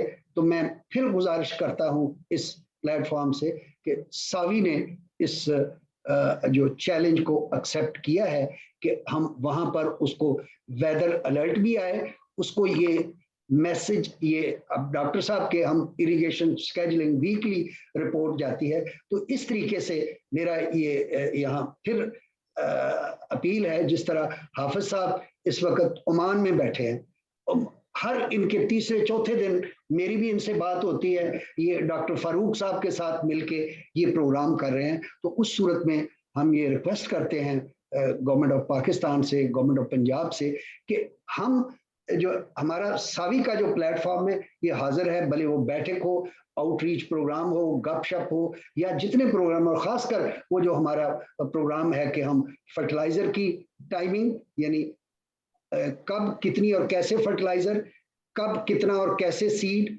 कब कितना और कैसे पानी, इसके लिए जब हम ये इंफॉर्मेशन अवेलेबल है तो मेरा ख्याल है कि आप हमें जो एक तो ये है कि एज ए प्राइवेट सेक्टर हम आ रहे हैं, तो इसके लिए मुझे याद पड़ता है, अभी डॉक्टर खालिद साहब से बात हो रही थी, तो मैं इनके तवज्जुह से पंजाब गवर्नमेंट से भी रिक्वेस्ट करूंगा कि काफ़ी कोई 2 महीने पहले बड़ी ये हुआ कि हम पंजाब एग्रीकल्चर डिपार्टमेंट एक्सटेंशन के साथ एक हमारा वो एक MOU जो इस तरीके से कि हम ये करें कि मिलके ये सर्विस उन फार्मर्स को जो गन्नम के फार्मर हैं, राइस के फार्मर्स हैं, उनको हम ये पहुंचे। तो ये बहुत बड़ा चैलेंज है, जिस तरह जिक्र किया कि हमने अब खाद की जो अभी जिक्र किया था हाफिज साहब ने, तकरीबन कोई 30 जो कोई 24% या 25% जो खाद है वो हमारी खासकर जो यूरिया और नाइट्रोजन फर्टिलाइजर हैं वो क्रॉप इस्तेमाल कर रही है, बाकी जो है वो या वोलाटाइज करती है या लीच डाउन करती है या उसको जड़ी बूटियां खाती हैं। तो ये हमारे लिए, जब हम पानी की बचाने की बात हो रही है, सीड के बचाने की बात हो रही है, तो ये भी एक बहुत बड़ा चैलेंज है। उसको हम मीट कर सकते हैं थ्रू डिजिटल कनेक्टिविटी, सैटेलाइट की सर्विस है। तो इस सूरत में जिस तरह हम ये कोई डॉक्टर साहब अपने फार्म पर बैठे हैं, हाफिज साहब ओमान में हैं, डॉक्टर खालिद साहब UK में हैं, और इस तरह तो इन न्यू गैजेट्स को हमें इस्तेमाल करने की जरूरत है। हमें हर उस फार्मर को, और तकरीबन 99% फार्मर हमारे ऐसे हैं जिनके पास ये मोबाइल की और ये सर्विस अवेलेबल है, तो इसको यूज करने की बात यह है कि हम अगर उस जिम्मेदार को आज ये मैसेज शाम को चला जाएगा तो कल वो ढूंढ के लाएगा बीज कहीं से कि उसको मिले, अकबर 19 का या दिलकश का या सुबानी का वो लाएगा, तो वो उस 2 कनाल में भी, आधे एकड़ में भी वो अगर करेगा काश्त तो नेक्स्ट ईयर उसके पास बीज अवेलेबल होगा। तो ये विलेज सीड बैंक की जो कंसेप्ट है, और ये जो हम अपना सावी का जो हम इंफॉर्मेशन दे रहे हैं, तो इस सिलसिले में मेरा ये रिक्वेस्ट है फिर इस फोरम से कि हमें इसको ये हम यूज करें ताकि हम मिनिमम पॉसिबल टाइम में फार्मर के पास ये मैसेज जा सके। तो ये मैं एक आपसे इस फोरम के जरिए रिक्वेस्ट करना चाहता था कि हम अभी अगर हमारे पास ये हैप्पी सीडर या दूसरे जो लेटेस्ट गैजेट्स हैं वो अगर बाद में अवेलेबल होते हैं दिसंबर में, तो ये बहुत लेट हो जाएगा। तो इसके लिए मेरी फिर गुजारिश होगी पंजाब गवर्नमेंट से, और खासकर ये इन्हीं दिनों में जबकि डॉक्टर साहब ने पिछले साल 28 अक्टूबर को लगाई थी, इस साल भी उनका जो गंदम का प्लान है वो 15 नवंबर से आगे नहीं जाने देंगे। इसी तरह भट्टी साहब हैं कर रहे, तो उनके एक जो है वो उनको मैं सिर्फ ये रिक्वेस्ट करूंगा, ये प्राइवेट सेक्टर, डॉक्टर साहब सर्जन है, भट्टी साहब अपना उनका ये भी साइड बिजनेस है, तो इनको हम मतलब वो जो एनकरेजमेंट का ये तरीका है कि आप अभी डॉक्टर साहब बता रहे थे बासमती की यील्ड जो है वो इनकी 70 मन पर एकड़ आई, जो पाकिस्तान में मुझे और किसी जगह इतने बड़े स्केल पर वो नजर नहीं आती। तो ये सक्सेस स्टोरीज छोटे काश्तकार के पास भी जाएं, तो उसके लिए जो हमारे पास अवेलेबल प्लेटफॉर्म है उनको हम यूज करें। बहुत शुक्रिया। अच्छा, हमारे इस ग्रुप में एक डॉक्टर अफजल साहब ने क्वेश्चन पूछ रहे हैं। अफजल साहब अपना माइक ऑन करें, आप क्वेश्चन खुद पूछें जरा। जी जी, फिर ये क्वेश्चन मेरे ख्याल में वासी साहब की तरफ लेके जाएंगे। जी हाफिज साहब, जी डॉक्टर अफजल साहब अपना माइक ऑन करके क्वेश्चन पूछिए जी। जी अस्सलाम वालेकुम। जी अफजल साहब, शायद उनका माइक में मसला है। तो वसी साहब ये आपसे पूछते हैं, इन्होंने पूछा है कि हमने एक पहले हफ्ते जो है ना वो गंदम काश्त की है, तो क्या अभी तक गंदम निकली नहीं, क्या प्री इमरजेंस अभी स्प्रे किया जा सकता है कि नहीं किया जा सकता? जी अच्छा, बड़ा सचेत आंसर, बड़ा सचेत आंसर है कि नहीं किया जा सकता। वजह उसकी ये है, वो फसल को स्ट्रेस देगा, और जो जितने पत्ते बाहर निकलेंगे पौधे, वो कोई दाएं को जा रहा होगा, कोई बाएं को जा रहा होगा। तो लिहाजा इस वक्त इनको ये नहीं करना चाहिए, ये करना चाहिए पहला दिन, दूसरा दिन maximum, that is the proper time, ताकि ताकि उसका जो इफेक्ट है वो उसके बाहर निकलने से पहले खत्म हो जाए। Of course what he can do, वो ये कर सकते हैं कि इसे एक लफ्ज है हम इस्तेमाल करते हैं, पोस्ट इमरजेंस, दूसरा लफ्ज है अर्ली पोस्ट इमरजेंस, यानी कि आफ्टर 20-25 डेज ये उसको कर सकते हैं, फिर कोई प्रॉब्लम नहीं होगा इंशाल्लाह। उसमें पोस्ट इमरजेंस में भी कुछ है पेस्टिसाइड, हर्बिसाइड जो बता सकते हैं? जी जी। अच्छा, वो यही इस्तेमाल हो सकता है, ये पेंडिमेथिलीन और मेट्रिबुजीन। अच्छा जी, ठीक है ठीक है। अच्छा डॉक्टर मुफस्सल साहब आप, जी जी, और मेट्रिबुजीन, बेहतर ये है कि वो सिर्फ पेंडिमेथिलीन को इस्तेमाल कर लें अगर उन्होंने अर्ली पोस्ट इमरजेंस करनी हो। शुक्रिया, बहुत मेहरबानी। डॉक्टर मुफस्सल साहब आप भी पूछ रहे थे, आप जरा अपना क्वेश्चन जी, मैं पूछिए। ये पूछ रहा था कि जो लोग ब्रॉडकास्ट मेथड से लगाते हैं, कास्ट करते हैं, क्या वो प्री जर्मिनेशन हर्बिसाइड यूज कर सकते हैं? जी हाफिज। जी, मेरा ख्याल है कि उनको बिल्कुल नहीं करना चाहिए, इसलिए कि जब आप कोई काम ऐसा करते हैं जो रिक्वायर्ड नहीं होता, तो फिर आपको उसकी कास्ट भी पे करनी पड़ती है। जी, क्योंकि हमारे 70-80% काश्तकार तो ब्रॉडकास्ट मेथड से करते हैं, तो फिर ये प्री जर्मिनेशन उनके लिए यूजफुल नहीं है, बल्कि उसमें उगाव उनका कम होता है। देखें ये सावी जो प्रोग्राम कर रहा है, और पूरा जो आपका जो रिसर्च इंस्टीट्यूट, और फिर उसके बाद ये जो आपका तौसी महकमा तौसी जो है ज़राअत, ये हम अवेयरनेस क्रिएट कर रहे हैं ना, कि ये छट्टा जो है वो सबसे आखिर में है। अब वो छठे से चले, फिर रवि ड्रिल पे आ गए, रवि ड्रिल से जीरो टिलेज पे आ गए, जीरो टिलेज से हैप्पी सीडर पर आ गए। अब ये एक सफर तो शुरू कर रहे हैं, इसका मतलब ये तो नहीं है कि 90% लोग अभी भी छठे पे जा रहे हैं। छठे के ऊपर लोग मजबूरी के अंदर जा रहे हैं कि टाइम कम है, जमीन कलराटी है, तो अदरवाइज तो ज्यादा लोग they are moving toward this side. और मुफस्सल अगर वो जी, वाकई उन्हें पैदावार ज्यादा लेनी है, तो फिर उनको तरीका भी वही अख्तियार करना पड़ेगा। आपने बिल्कुल आपने ठीक फरमाया। आई थिंक बात वही है कि असल में कई दफ़ा हम जो है ना कोताही कर जाते हैं। मैं अभी लिया में था, तो मैंने वो तकरीबन कोई 15 एकड़ एक फार्मर जो है ना वो उस वक्त सोइंग कर रहा था। ये बात है तकरीबन 25 अक्टूबर की। तो टाइम वाइज तो बहुत उसने अच्छा चूज किया, लेकिन उसने सारा छठे से किया, मेरे सामने किया। तो लेकिन उसके पास वो ड्रिल भी मौजूद थी, लेकिन ये कि वो एक से कहना सुस्ती, वो सुस्ती आड़े आ जाती है। अब उस सुस्ती को कैसे निकाला जाए कि अब उसने खाद भी उतनी लगाई, बीज भी जाया किया, लेकिन उसको वो पैदावार नहीं मिलेगी। तो इसके ऊपर थोड़ा सा आप जरा थोड़ा सा और बताएं कि जो जो छट्टे वाला है और जो नाली वाला है, इसमें मतलब किस हद तक आप अपना लॉस कर रहे होते हैं पैसों की टर्म में, अपनी पैदावार के जिम्मन में। जी प्लीज। ये सवाल मुझसे है? क्वेश्चन है, जी जी जी। अच्छा, ये मेरे नज़दीक तो beside so many other losses, अगर आप इन टर्म ऑफ मनी जाएं तो फिर ये कोई 25% के करीब लूज तो इसमें लॉस होता है।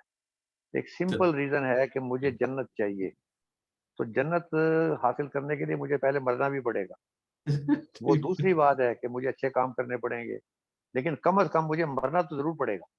अब मैं मरना भी नहीं चाहता और मुझे जन्नत भी चाहिए, तो ये एक मैसेज है उन लोगों के लिए कि अगर आपको ज़्यादा पैदावार चाहिए तो फिर जो ये सारी चीज़ें आज डिस्कस हुई हैं, इसका तो फिर कोई फ़ायदा ना हुआ।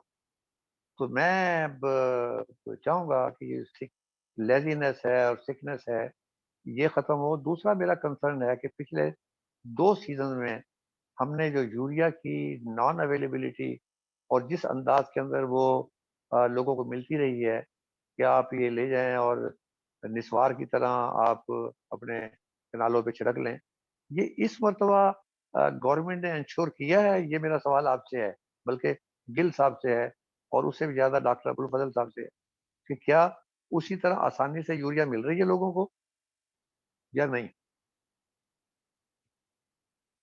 इस वाले क्वेश्चन पे हम बाद में जाएंगे, क्योंकि हमारे पास जवेद साहब मौजूद हैं, वही सरकार की गवर्नमेंट की तर्जमानी करते हैं। जवेद साहब, मुझे एक क्वेश्चन आ रहा है फेसबुक पे, और आजकल हम सोशल मीडिया पे बहुत देखते हैं। आजकल ये किसी ने ये चला दिया काली बीट ब्लैक गंदम, तो ये कहाँ से शुरू हुआ है और ये इसकी मतलब नॉनसेंस क्या है? थोड़ा सा बताइए, ये क्यों लोगों को ये इसके बारे में क्या रिकमेंडेशंस हैं, या ये ऐसे कोई एक किस्म का फ्रॉड चल रहा है? जी जवेद साहब, डॉक्टर जवेद साहब।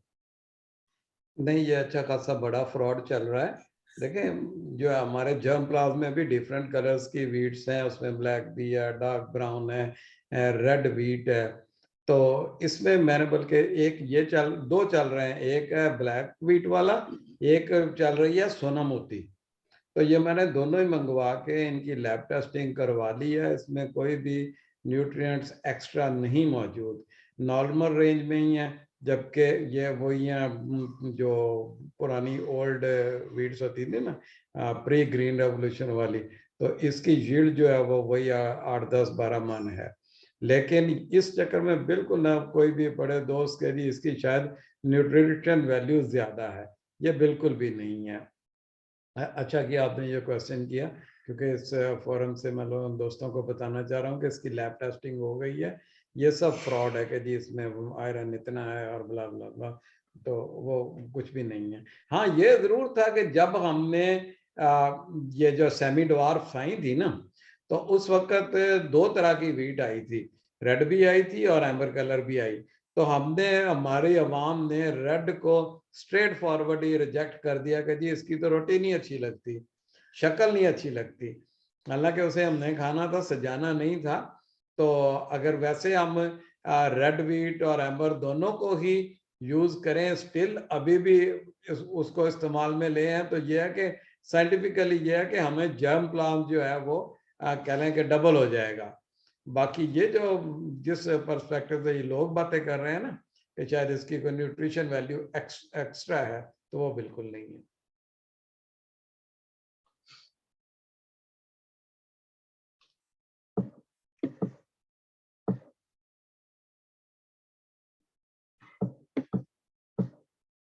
डॉक्टर साहब म्यूट है।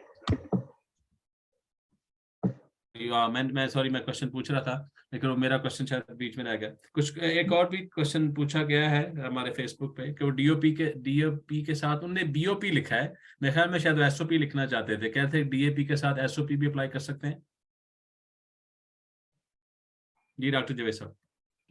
ये आजकल काफी फेसबुक वगैरह पे और यूट्यूब पे बीओपी आ रहा है, लेकिन ये इसके बारे में मैं इतना नहीं जानता, ये जावेद साहब बताएंगे। जी जावेद साहब। जैसा ये डीएपी के साथ ये जो बीओपी है, बीओपी कौन सी फर्टिलाइजर है? मेरे तो इल्म में नहीं है। जी जी। बीओपी नहीं, मुझे भी नहीं पता ये, क्योंकि एक तो होती है ना एमओपी होती है, वो मोरेट ऑफ पोटाश, और एसओपी सल्फेट ऑफ पोटाश। ये बीओपी नहीं पता मुझे भी। मेरा ख्याल है बीओपी जो है ये फॉस्फेट जी। की फॉर्म है। नहीं, लेकिन ये क्या है, इसकी किसकी एब्रिविएशन है? ये मैं क्लियर नहीं हूँ, लेकिन ये आजकल यूट्यूब पे बहुत ज्यादा जोर है कि डीएपी महंगी है तो आप बीओपी इस्तेमाल करें। May be. डॉक्टर साहब ऐसे करें, चलो ये फोरम है हमारा, तो आज वैसे हाँ, ये देख लेंगे, यूट्यूब देख में के काफी फिर ऐसी इसको। चीजें जो नेगेटिव चल रही हैं, अगर आप कुछ ऐसी चीजें बताना चाहें कि यार ये फैक्ट्स हैं, आप हमेशा जो है अयूब एग्रीकल्चर रिसर्च इंस्टीट्यूट उनसे रब्ता करें, आपकी टीम से रब्ता करें, ताकि ये जो सिर्फ और सिर्फ यूट्यूब में ऐसी चीजें जो गुमराह करने के लिए, जो ब्लैक वीट है, ये मुझे कई दफा लोगों ने इसके बारे में भेजा है। तो चूंकि अभी तो हमें अपनी 40-50 मन से भी ऊपर लेके जानी है पैदावार, तो हम 10 मन लेके क्या करेंगे? तो वो वाला वक्त जो अब रह गया है, बहुत पीछे रह गया, तो वी कैन नॉट, हम वक्त में पीछे नहीं जा सकते, हमें आगे जाना है। जी। आप जरा थोड़ा सा स्ट्रांगली इसके ऊपर मतलब गवर्नमेंट की क्या पॉलिसी है, उसको बैन किया जाए, पुश किया जाए, ऐसी चीजें नहीं होनी चाहिए जिससे जो है जिम्मेदारों का नुकसान होगा, लोगों को भले भले मांस लोगों को जो है ना बेवकूफ बना के उनसे पैसे बटोरे जा रहे हैं। या देखिए डॉक्टर साहब, हमारा अदारा जो है ये एक पब्लिक सेक्टर ऑर्गेनाइजेशन है, और ये फार्मर के लिए बना हुआ है, ठीक है। इस पे जो है ना फार्मर जो है, हमारे दोस्त भाई जो है, वो हम पे ट्रस्ट करें। हमारे पास दुनिया जहान में जहां भी कोई जर्म प्लान होता है, हम उसको मंगवा लेते हैं, हम उसकी टेस्टिंग करते हैं, जो हमारे क्लाइमेट के हिसाब से फिट होता है, जो यहाँ बेटर परफॉर्म करता है, वो आफ्टर इयर्स ऑफ टेस्टिंग उसको ही रिलीज किया जाता है। और वो जो अप्रूव्ड वैरायटीज हैं, सिर्फ उनको काश्त करें दोस्त। जो भी अच्छी चीज होगी वो हम फार्मर के लिए जरूर लेकर आएंगे। तो ये जो बातें हैं कि जी फला मुल्क से दरामद की गई है, कि एक वो आ गया था जी पुर्तगाल से दरामद शुदा गंदम है, इसको आप 7 kg डालें और इसकी 100+ मंथ्स जो है वो यील्ड है। अच्छा, चीजें मिक्सअप करते हैं। बहुत सारे दोस्त विंटर वीट मंगवाते हैं और विंटर वीट का पोटेंशियल बताते हैं जहां से मंगवाई होती है। जैसे आपके पास यूके में विंटर वीट्स हैं जो 100+ मंथ्स पर एकड़ देती हैं, लेकिन यहाँ पे उनको स्पाइक ही नहीं आना जब तक कि उसकी वो आप चिलिंग रिक्वायरमेंट पूरी नहीं करते, वो विंटर वीट पाकिस्तान में नहीं होनी। तो वो यील्ड वहां की कोट कर रहे होते हैं और हमें यहाँ पे चक्कर दे रहे होते हैं, और 500 रुपए किलो, 1000 रुपए किलो, इस तरह वो सीड जो है ना वो सेल कर रहे होते हैं। तो ये सारे फ्रॉड्स हैं, स्कैम्स हैं, इनसे बचना चाहिए। और जो अप्रूव्ड वैरायटीज हैं उनको काश्त करना है, और बल्कि जो हम पुरानी वैरायटीज को बैन करने का कहते हैं, रोक देते हैं जिनको, कि जी आप इनको फर्दर काश्त ना करें, उसको भी छोड़ देना चाहिए, क्योंकि वो अल्टीमेटली जो है वो उसमें रेजिस्टेंस खो चुकी होती हैं, यील्ड पोटेंशियल उनका कम हो गया होता है, वो अब अगर हम लगाएंगे तो अपना नुकसान करेंगे। बहुत शुक्रिया जवेद साहब। अभी चूंकि मैं गिल साहब की तरफ जब लेके जाने से पहले मैं आपसे एक क्वेश्चन पूछना चाह रहा हूँ। हालिया फ्लड्स में हमारी काफी जमीनें जो है इफेक्ट हुई हैं, तो उन इलाकों के लिए अभी गंदम की बुवाई के हवाले से आपके पास क्या सिफारिशात हैं? फिर मैं गिल साहब की तरफ जाता हूँ। जी जी। उसमें अब यही है कि सबसे बड़ी बात तो जो उनको हुआ है ना प्रॉब्लम, के उनके पास सीड जो है वो भी लॉस हुआ है, क्योंकि जो अभी भी जो हमारे 70% के करीब लोग जो है वो होम से सीड यूज करते थे, तो वहाँ पे अब गवर्नमेंट जो है वो प्रायोरिटी पे सीड उन इलाकों में दे रही है। तो उसमें से कुछ ऐसे हैं जो अभी तक जहाँ पे पानी खड़ा है वहाँ पे मुश्किल है, वहाँ पे सोइंग नहीं हो पानी। तो अदरवाइज ये है कि बस उसको वो सीड कहीं ना कहीं से अच्छा हासिल करें और किसी तरह इस दफा बिजाई करें। वहाँ पे है तो सही खासी प्रॉब्लम, और उन्हीं इलाकों की वजह से जो बाकी हमारा पंजाब है उसकी जिम्मेदारी और बढ़ गई है कि जो कुछ रकबा पे काश्त नहीं हो पानी, उसके हिस्से की वीट भी हमने बाकी इलाकों से पूरी करनी है। बेशक बेशक, बहुत शुक्रिया जी। गिल साहब, सर आपकी तरफ। जी, मैं डॉक्टर साहब ने जो बात की फर्टिलाइजर के बारे में, तो मैं अभी पिछले 3-4 दिन पहले देख रहा था कि गवर्नमेंट ऑफ पाकिस्तान ने यूरिया जो इंपोर्ट की है $510 पर टन के हिसाब से, विच मीन्स के हमें वो जो है कोई 6,500 रुपए बैग जो है 50 kg का वो पड़ता है गवर्नमेंट ऑफ पाकिस्तान को। अब अगर हम वही खाद जो है वो हम छठे से देते हैं तो उसका सिर्फ, और गवर्नमेंट सब्सिडाइज कर रही है वो 25% यानी 2,000 रुपए कमोबेश वो दे रही है, यानी 6,000 में लेती है, 2,000 में वो देती है। अगर उसका भी वो छठे से वो 25% जो क्रॉप यूज करती है, तो ये एक बहुत बड़ा चैलेंज है और इसको हमने लेना है। और मैं फिर दोस्त नाराज हो जाते हैं तो मैं तो ये बात करता हूं कि दुनिया में शायद हमारे अलावा दुनिया में और कोई मुल्क नहीं है जो 21वीं सदी में खाद और बीज छठे से देता है। तो इसको हम छठे से निकलना है। वही स्लोगन हाफिज वसीम अहमद खान साहब और ये डॉक्टर जावेद साहब, आपको पता होगा जब ग्रीन रेवोल्यूशन में हम ये कहा करते थे कि पूरा बादशाह, केरा वजीर, छठा फकीर।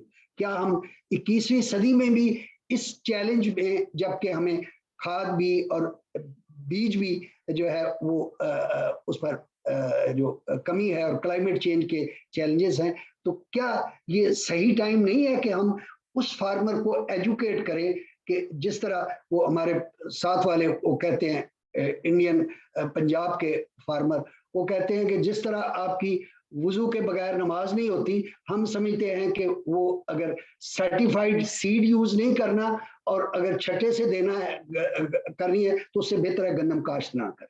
तो ये स्लोगन जो है वो जाना चाहिए और इसको हम कितने सालों तक, अब जो डॉक्टर साहब, डॉक्टर अबुल फजल साहब बता रहे थे कि ये सारे के सारे राइस वीट सिस्टम में 95% फार्मर जो है वो छठे से देते हैं। तो इस लॉस की तरफ मैं चाहता हूं कि हमें डॉक्टर जावेद साहब अपने फोरम से, पब्लिक सेक्टर से ये चीज आनी चाहिए कि इस पर जो अब नाइट्रोजन जो यूरिया बनती है, आप बेहतर जानते हैं कि वो उसमें नेचुरल गैस इस्तेमाल होती है, अब तो ये इंपोर्टेड आ रही है। तो इसको ये चैलेंज है, ताकि ये जब अगर होगा, जिम्मेदार की जब तक कास्ट ऑफ प्रोडक्शन नहीं कम होगी, वो सीड कम इस्तेमाल करेगा, पानी कम इस्तेमाल करेगा, खाद कम इस्तेमाल करेगा और उसकी वो जो है वो जब पैदावार बढ़ेगी तो लाजमी बात है कि वो अट्रैक्ट होगा इसकी तरफ। तो मैं ये दो हार्ड फैक्ट्स आपके साथ शेयर करना बहुत चाहता हूं। शुक्रिया।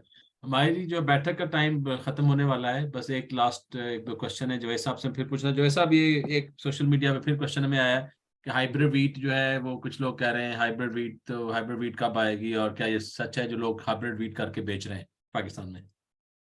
अच्छा, पहले तो डॉक्टर साहब एक कर दूं कि ये बायो ऑर्गेनिक फॉस्फेट है, BOP।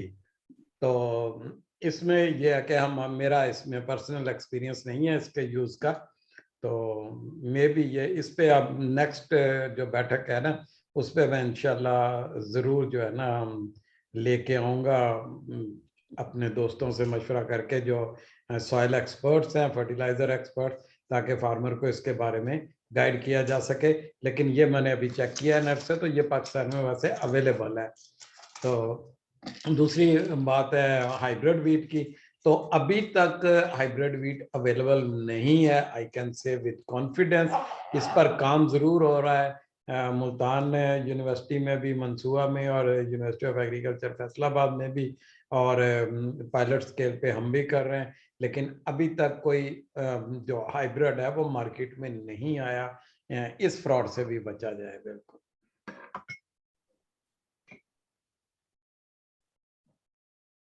जी डॉक्टर साहब, ओवर टू यू।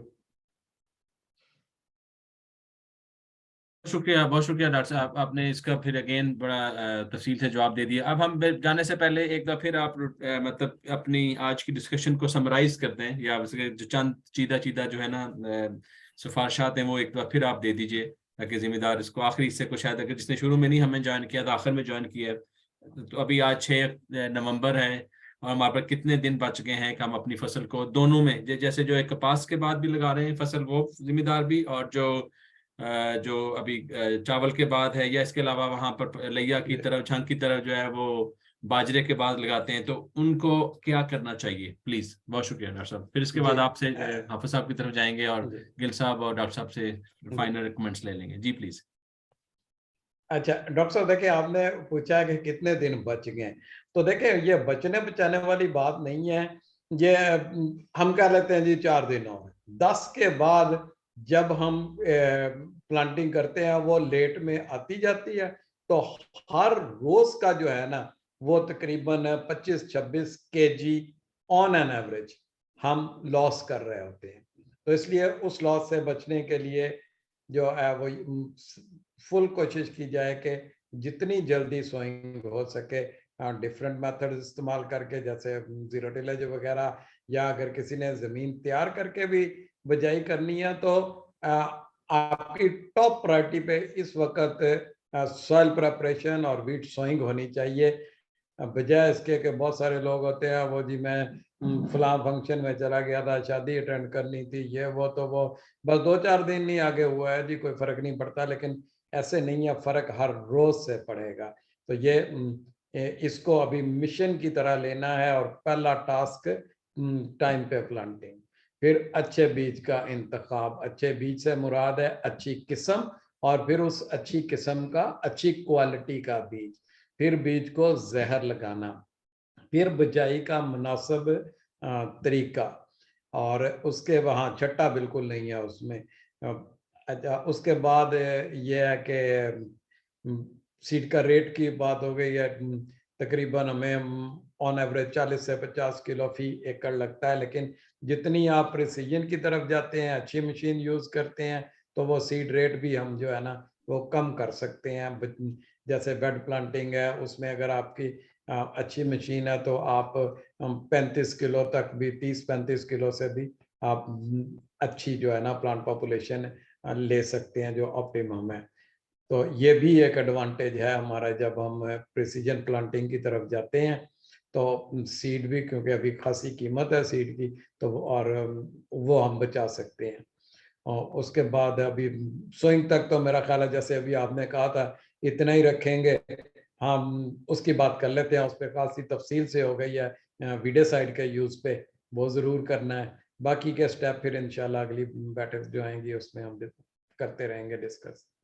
बहुत शुक्रिया डॉक्टर साहब। जी अबू फजल साहब, डॉक्टर साहब आप आपसे कुछ अगेन जाते जाते जो है ना आपका एक्सपीरियंस जो जो अहम सिफारिश जो है आप एज ए जिम्मेदार क्या देना चाहेंगे? जी जी। देखें, बात यह है कि अभी तो आप जिस तरह तैयारी की है उसी तरह कर लें, लेकिन अभी से प्लानिंग अगले साल के लिए कर लें कि आपने क्या करना है। तो उसमें एक चीज़ ये है कि आप चावल की वो किस्में काश्त करें जो शॉर्ट ड्यूरेशन की हों और आपको गंदम लगाने के लिए टाइम काफ़ी मिल जाए। और दूसरे ये है कि अभी जो अगर आपके पास किसी के पास ड्रिल नहीं है तो वो आसपास किसी साथी से, किसी नेबर से, किसी से लेके ड्रिल से काश्त करे। और ये मैसेज जो है ये स्ट्रांगली जाना चाहिए कि इसमें हमें ब्रॉडकास्ट नहीं करना चाहिए। लेकिन मजबूरी ये है कि राइस के स्टबल में हम रबी ड्रिल नहीं चला सकते, और उसके लिए हमें फिर काफ़ी ज़्यादा हल भी चलाने पड़ते हैं और ज़मीन को तैयार करना पड़ता है। तो राइस जोन के लिए परमानेंट रेज बेड अभी ऑप्शन नहीं है, क्योंकि हम अभी चावल जो है वो फ्लैट बेड पे ही लगाते हैं, जबकि कॉटन के एरिया में और दूसरे एरियाज में हम परमानेंट रेज बेड पे जा सकते हैं। लेकिन ये जो राइस जोन है इसमें हमें हैप्पी सीडर पे आना होगा, मेरा ये ख्याल है। लेकिन जब तक हमारे पास ये फैसिलिटी नहीं है हम किसी और से लेके यूज कर सकते। शुक्रिया डॉक्टर साहब। फिर हम नेक्स्ट स्टेज पर जो है ना आपकी रिकमेंडेशन फिर लेंगे। तो मेरे ख्याल में आखिरी अल्फाज, और मैं इसके साथ कहूँगा मुश्ताक गिल साहब को, सर आप आज की बैठक को फॉर्मली क्लोज भी करें और अपने जो अहम मशवरे हैं उनसे एक बार फिर मुस्तफीद करें हमारे मेंबरान को।